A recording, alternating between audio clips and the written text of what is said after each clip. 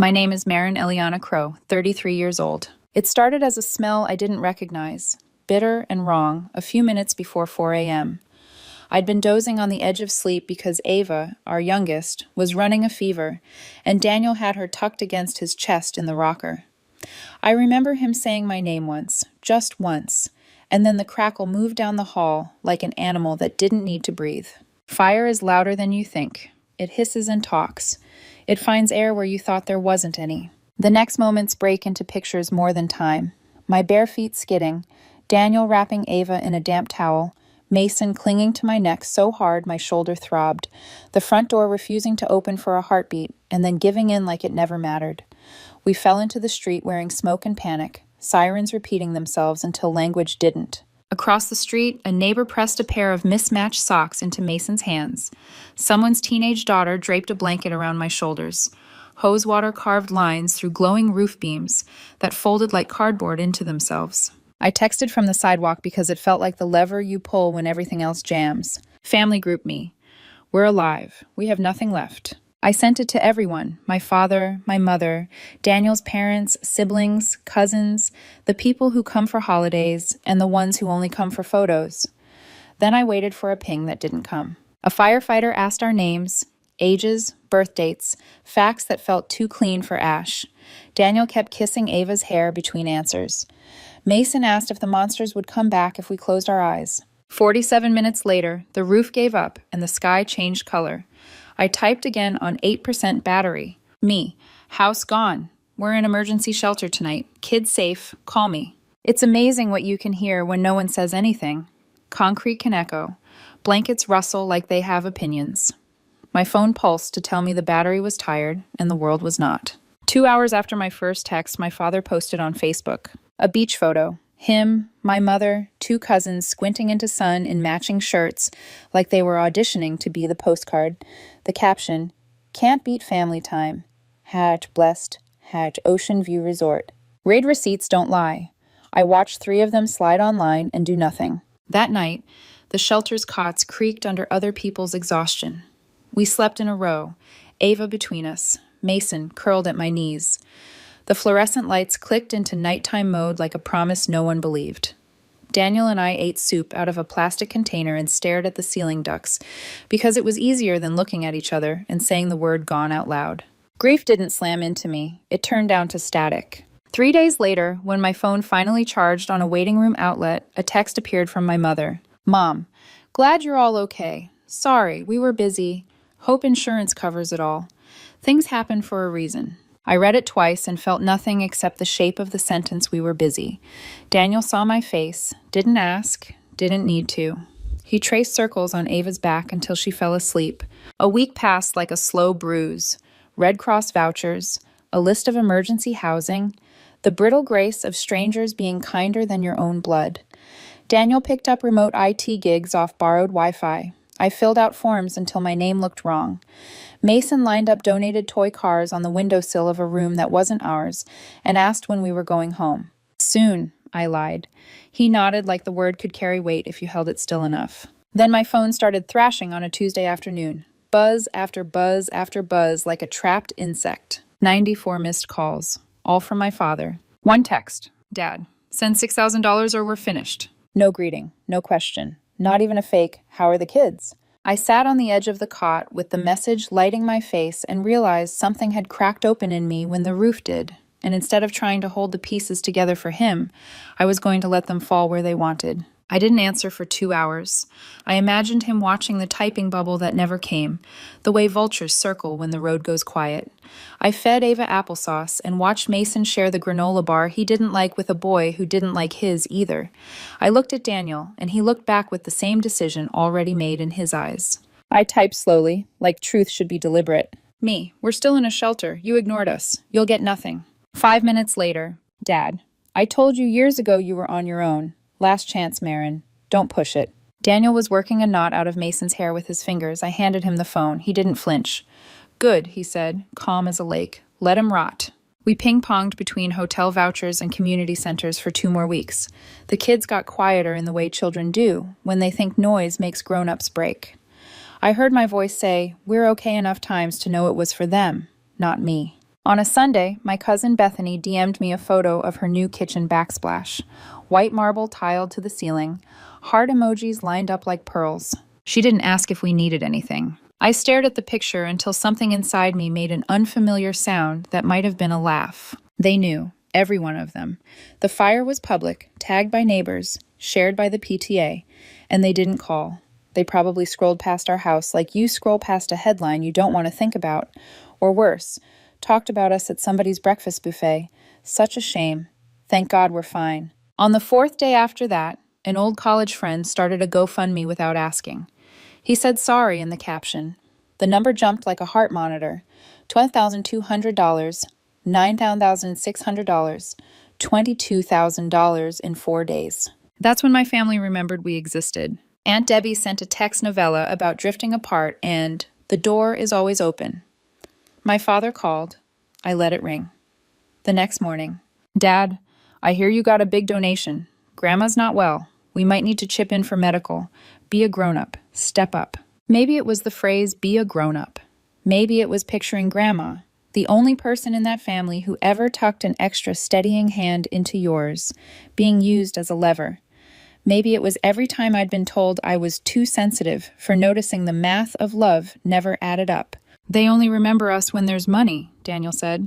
He was right. We found a cheap studio with a door that locked, mattresses on the floor, a hot plate that wanted to be a stove, and a window that believed in morning. It wasn't much. It was ours. 2 months later, Grandma died. Peacefully, they said, in her sleep. The funeral was invite only. We weren't invited. The next day, my mother texted, "Thought it'd be too hard for you all to come. She left a little something for everyone. You're in the will. Call your father." Mason cried when we told him. He loved her. She used to sneak him gumdrops behind my father's back like kindness could be contraband. I called the lawyer instead. He sounded like a man who kept his desk clean because paper didn't lie the way people did. Grandma had left $300,000 divided into 4, $75,000 to me, the rest to Dad, Aunt Debbie, Uncle Greg. He cleared his throat before he said the next part.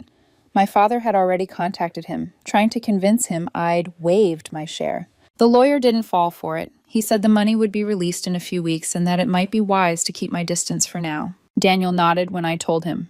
"They'll come crawling," he said quietly. "Watch." 3 days later, my father appeared outside our building for the first time in his life. He didn't text. He didn't call. He stood near the buzzer like leverage had a posture. I watched through the blinds while he pressed the button 5 times. My phone lit. "Dad, I'm outside. Let's talk like adults. It's your duty to the family." I turned the phone off and went back to the floor where Mason was sliding puzzle pieces into the wrong spaces on purpose and laughing. "Was it him?" Daniel asked without looking up. "Yeah." "Don't open the door," he said. I didn't. He left after 20 minutes. Aunt Debbie was next. An email with a subject line like a Valentine. "Let's heal together." Inside, a spreadsheet of family expenses Grandma would have wanted me to cover. Her son's student loans, Bethany's therapy, and a reimbursement request for their Aspen Christmas in 2021 meant to include everyone. I read it out loud. Daniel laughed first. Then I did. A week later, the wire hit. $75,000. And we moved quietly into a small 2-bedroom where cinnamon rolls could make a real kitchen smell like the opposite of smoke. Daniel assembled Mason's bed with an Allen wrench and a prayer. Ava slept through the night for the first time in months. I thought the worst part was over. Then I learned what happens when someone decides your survival is an insult. The money hit on a Tuesday, quiet as a sigh. $75,000. No confetti, just a confirmation email and the sound of Daniel unsnapping a tape measure so we could prove to ourselves a twin bed would fit against the far wall. We didn't tell the kids. Mason only knew that the cinnamon roll smell belonged to our kitchen now, not a shelter cafeteria, and that his new bed didn't fold. For 3 days, the world behaved. Ava slept, a little queen in a flannel kingdom. Daniel took on extra client tickets, the kind that paid by the hour and by the patients. I learned how to speak to insurance adjusters without apologizing for existing. Then the begging arrived all at once, like a storm that had been waiting just outside town. Jacob, my cousin, who once told me, "Tough it out," the day after the fire, sent a 1-line email with his routing number. Anything helps. Grandma would have wanted us to support each other. That same afternoon, Melissa, Daniel's sister, who hadn't called since the night of the flames, rang from a number I didn't recognize. Her voice was already crying when I answered. It's crypto, she said, as if she were confessing to a hurricane. We're losing the apartment, just a few thousand to tide us. Marin, please. I stared at the window, at the honest rectangle of winter light on our table. I can't help you, I said. Daniel took the phone gently from my hand. We can't, he repeated, and hung up. The subtweets came next like mosquitoes. Bethany posting about people who hit the grief lottery and forget their roots. Jacob writing, money doesn't change people. It reveals them. My father telling mutuals I was hoarding blood money. My thumb hovered over reply and then set the phone down because sometimes dignity is just not typing. I told myself not to check a dozen times. I checked anyway. I watched likes collect under words that pretended to be about values and were just about access. I almost made it to the end of the week without cracking, then my father found a new door to knock on. Mason's tablet pinged with a video message from a contact I'd never saved. Hey, buddy! My father's face filled the screen, the camera slightly low like he hadn't figured out how to hold it. It's Grandpa. I know your mom's confused right now, but maybe you can talk to her for us. Mason froze the frame. Our son has my eyebrows. Too honest to hide. Can we block him? He asked. Yes, I said, and we did. That night, Daniel looked at me across the table with the vow we'd been slowly building since we stepped onto that sidewalk shoeless. Don't give them a cent, he said. I won't, I said, and felt how deeply I meant it. 2 mornings later, a thick white envelope was sitting on our doormat like it had grown there. No return address. My name in black marker I recognized from old Christmas tags where he wrote Princess until I asked him to stop. Inside, a photograph of Grandma in her hospital bed. Breathing tube. Eyes closed. Frail, but still here. On the back, in the same heavy hand, you should have been there. Daniel found me holding it like a thing that might bruise if I squeezed. He didn't ask who. He knew.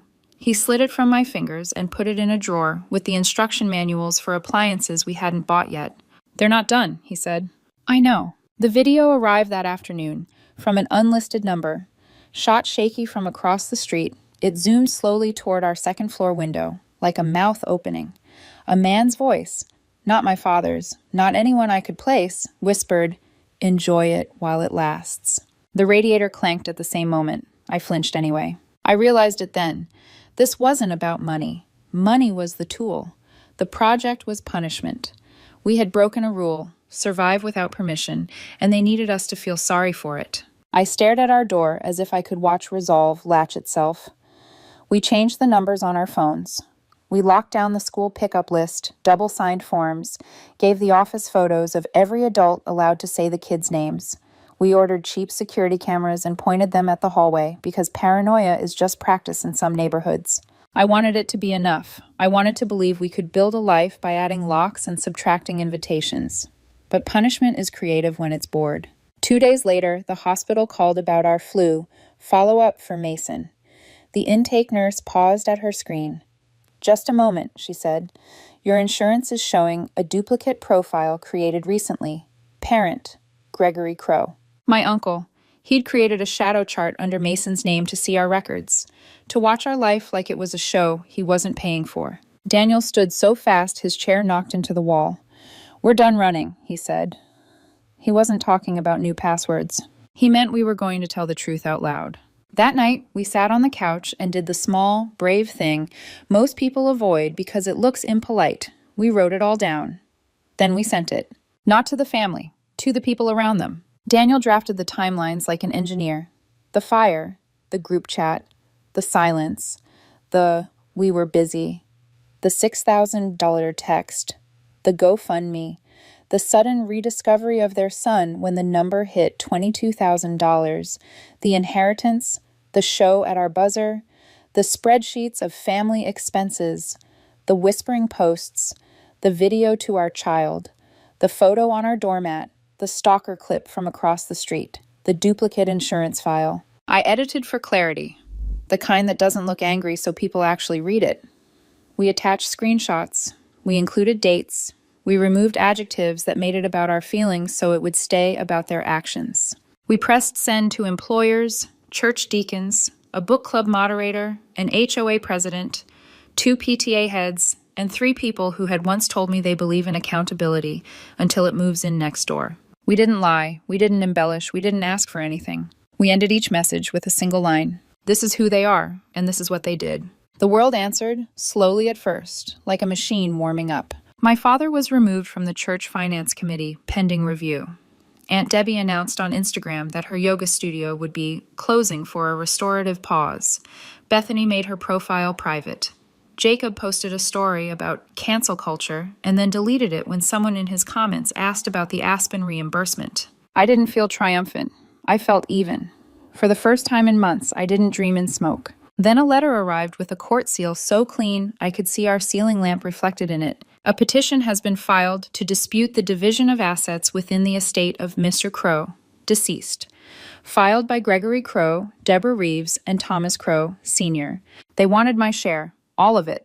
The grounds, estrangement, emotional instability, undue influence. It would have been funny if it didn't come with a docket number. We hired a lawyer from the kind of firm that puts the partner's last name on the door and keeps a candy bowl across from the copier like a mercy. Clara Eng read the petition, skimmed our emails, and leaned back. They're bluffing, she said, but they'll file and file until you bleed. We didn't bleed. We learned. We documented. We gave Clara everything. The emails, the screenshots, the shadow insurance chart ID, the door camera footage of Bethany staging a stroller scene in our hallway. Then their side made a mistake that wasn't a typo. It was a confession. During mandatory disclosure, opposing counsel attached a group chat screenshot meant to prove I'd alienated myself years ago. In the middle of it, nestled like a rotten pearl, was a thread between Deborah and Bethany about the hospital photo. Bethany, let's spook them a little. He deserves it. Clara smiled for the first time since we'd met her. It changed her face. Game over, she said, and filed a motion so sharp the clerk probably cut their finger on it. They folded. No settlement, no apology. Silence again, the kind that thinks it's a strategy. 2 days later, my father waited outside my office as if ambush could glamorize need. He looked smaller in the winter light. Your mother's sick, he said before I could walk past. We need help. I know you have the money. You tried to erase me, I said. You don't get to ask me to write you back in. I'm still your father, he said, like a password. Not anymore, I said, and got in my car. Under the windshield wiper, an envelope with my name. Inside, a 1998 tuition invoice, $6,040, my freshman year, stamped paid by Thomas Crow. No note, no anything. Just the number, like he'd waited 25 years to hand me a receipt for parenting. I took it home. Daniel struck a match in the sink and held the corner until flame curled the paper into itself. Now you're even, he said. For a week, the quiet felt like something we could live on. Then the phone rang from a Vermont area code, and an old Will woke up. The call came at 8:17 a.m. on a Thursday, a time when the world should have still been too sleepy for bad news. A clipped New England voice introduced himself as Andrew Miller, probate attorney for the estate of Eleanor Vance. I almost hung up.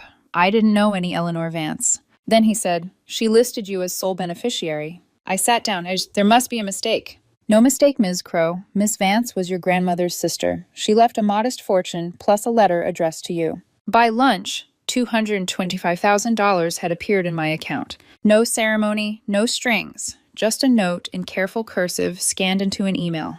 To Marin Crow, someone I believe won't waste it. Daniel read it twice, then set the printout on the table like it was radioactive. He didn't smile. He didn't have to. His silence said what I was already thinking. They're going to lose their minds, he whispered. They did. My father must have heard within 48 hours. A voicemail came from a number I hadn't blocked yet, his voice thin and furious. You're playing dangerous games, Marin. You think you're above us now? The next morning, Melissa, Daniel's sister, was waiting outside the school. Not for Daniel, for Mason. She crouched beside him as he left the building, pretending to tie her shoe. Tell your mom, she said softly, that family shares. The teacher noticed the wrong last name on the pickup sheet and called us immediately. Daniel's hands shook all the way to the station. We filed the report, our third in as many months. Enough, I said when we got home. We're sealing every door. He nodded, and that night he took what remained of the first inheritance and the entire second and placed it somewhere no one could touch. A private family trust in the kids' names, not a flashy foundation, not a revenge fund, just a vault labeled future. When the last signature dried, he said quietly, "Now it's safe from all of them, even us." It wasn't about money anymore. It was about oxygen, about building a world where their smoke couldn't reach.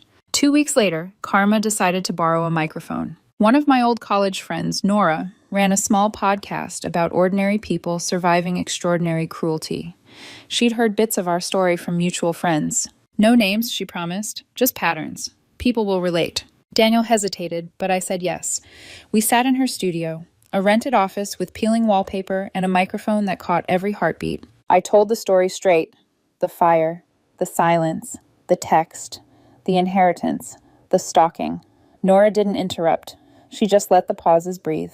She released the episode 2 weeks later. It didn't stay small. Some stranger online recognized the shape of our story, the exact GoFundMe numbers, the backsplash photo Bethany had bragged about, even the probate filings still cached in public records. Within days, our anonymous story wasn't anonymous anymore. People connected the dots, tagged names, screenshotted posts, then they dug. The internet did what the justice system never could. Old Facebook posts resurfaced.